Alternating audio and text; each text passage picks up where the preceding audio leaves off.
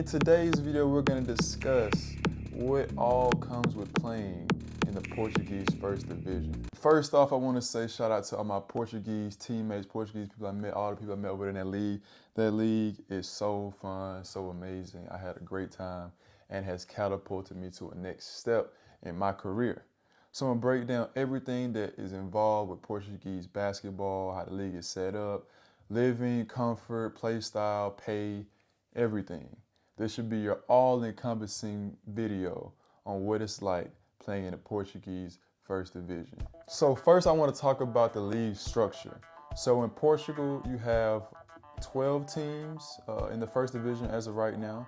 The top 3 teams are the big 3. You're going to hear the big 3, big 3, big 3. Benfica, Porto, and Sporting.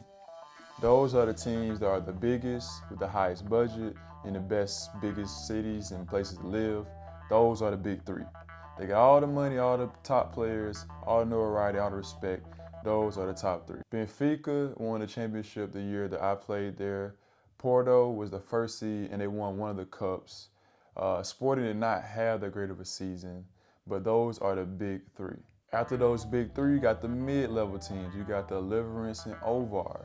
Those teams are very competitive with those big 3 teams. They may beat them in a season, they may not, but they're solidified to probably be around that top 5 seeding. Then you have the lower level teams like my team, Imortal, Povo, Victoria, Gallimar.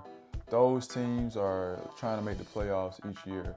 Also still trying to fight off relegation, but they're more so focused on trying to make the playoffs depending on the roster they have. And then below that is a tier of the teams that are definitely just trying to stay in the league.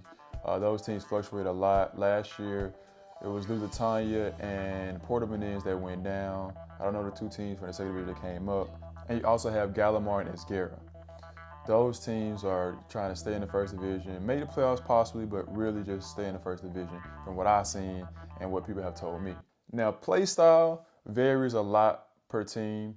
I would say that Benfica, being the big dogs, they have a lot of veterans. They play a slower half-court game. A lot of half-court actions that lead back to central ball screens. They look for their 5s throughout the play here or there. But they play a half-court game, team-oriented game. No one plays a whole bunch of minutes. Porto is sort of the opposite. They have the big budget and big name players, but they're playing more so NBA style basketball, I feel like. High ball screens, early shots in the shot clock here or there, a lot of ISO ball, penetration. You know, it's a little bit more free-flowing than Benfica. Now, Sporting, they have a different coach this year, so I don't know exactly their play style. But last year, they playing AAU style basketball. They're trying to run and jump, trap, pressure, aggression. And that's it. Like, they got worn down from that this past season. And now they have a different coach, so I don't know his play style exactly, but that's how they were last season. All rah, trying to press and turn you over, you know. Then you got Liverence and Ovar, which are playing more half-court style games. I know Ovar plays a lot through their bigs. They had a really good 5-man, 4-man last year. Liverence also likes to play through their point guard and their big. They had, I think, the leader in assists at point guard last year. I think he went to Porto, though. Washburn. I'm sorry, bro. Sorry, I can't pronounce your name. My bad. But he was really good point guard, and they got some other good pieces around him. So those teams play more of a half-court style. I feel like they can push the pace if they want to, but they play in that half-court more. Then you get down to Victoria, who last year had a guy that basically just did whatever he wanted to, like freestyle, NBA-style basketball, and some pieces around. Povo is like a rah-rah team. They're going to have rookies that they run into the ground, fight really hard, play really hard, and the crowd is going to be all over the place and crying if they lose. We didn't really like Povo. They were like our rival kind of in the league, even though it should have been Portimonense, being they were both in the Algarve. But yeah, that's how they played, at least last season. Then you have my team, Imortal, who plays a mix, I feel like. We ran a lot of sets, do a lot in the half court, but also we want to pick up the pace and push when we can and press full court if we can. So our team was a little bit more of a mix, I felt like. At some points in the season, we were playing a lot in the half court. Other points of the season, we're trying to get it down a little bit more. So it was more of a balance for us, and especially with how our coach wanted to play, depending on the matchup. Some teams, he felt like we had advantage playing faster. Other teams, it was okay to run our sets and slow it down. So that's how our team played. Portman's, they were kind of a little everywhere, just, free flowing and getting up shots, but also have some sets. They were a little bit everywhere. Gallimar was a rah-rah team as well. They had some good players that like to talk a little trash or get hyped when they're playing well. Rah-rah team. Esguerra was play off the emotions. That northern culture, Esguerra leaned on. They play really hard when the crowd is with them, but also they will lay down now. They will lay down. Lusitania, man, that team was a mess last season. No need to talk about them. They were a complete mess. For real. Now to get to the part that you guys wanted to come for, which is the pay. So, I'm going to start from the bottom and work my way up in terms of how the pay works for teams in Portugal. So from what I told, my sources close to me told me that this is typically how it goes. Those bottom teams fighting off relegation, like the Lusitanias and the Portman's, Esguerras, those teams will pay around as low as $600 a month to $1,800 a month. That's like the low end to the high end for those players, those import players on that team, and the local guys fit in there as well. The next level would be where my team was situated at, and they would pay somewhere between $1,500 to $2,000 a month for an import player, somewhere in that range. Also, the Victorias and Povos, that's all in that same area. Gallimars, like somewhere in there, give or take a little bit more or less on each side. The mid-level teams, like the Deliverance and Ovar, they could go down to that $1,500, $2,000 range, but they could also go up to that $3.5K range a month for a player. And above them, you got the big three, the Benfica, Porto, Sporting. They could dip down as low as the $3K range, but they'll probably go between $3 to $6K. But for some players, they're going up to $13 to $15K. And in some extreme cases, you might have a guy making $20K a month for those big three teams. Depending on the resume, depending on how he's done in that league already, you never know. Big name guys got big prices. So that's typically the ranges for those teams in the Portuguese league. And like I said, it varies, but that's what I heard. That's my source told me. Don't blame me if I'm wrong, but that's what I heard, and I have good quality information.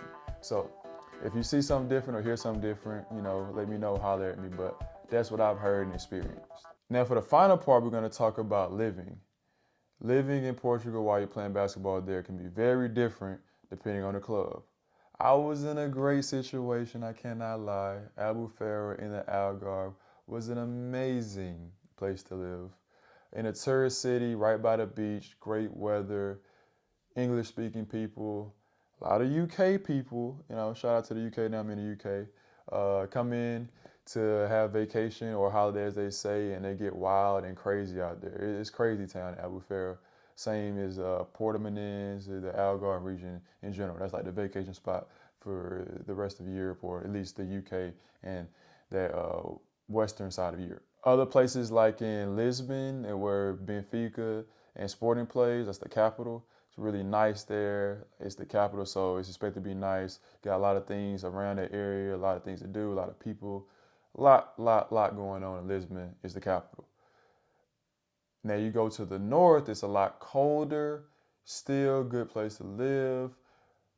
Just the weather isn't like the Algarve or even like Lisbon. It's just a lot colder. But even though it's a lot colder, it still has some beaches up there.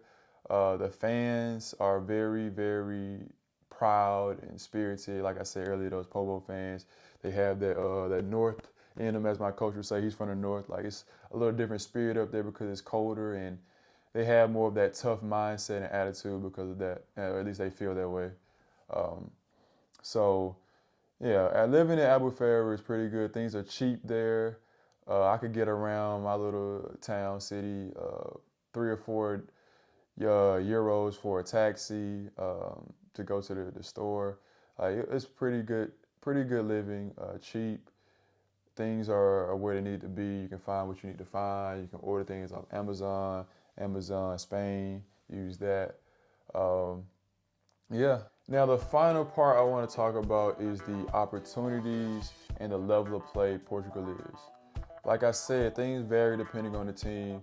So you got those top three teams, the Benfica, Porto, and Sporting, that play in the European competition. So that's a great look for anyone playing for them or playing against them.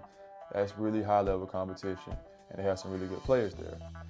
And with those middle and low level teams, you can use that as an opportunity to show that you belong when you play well against those people.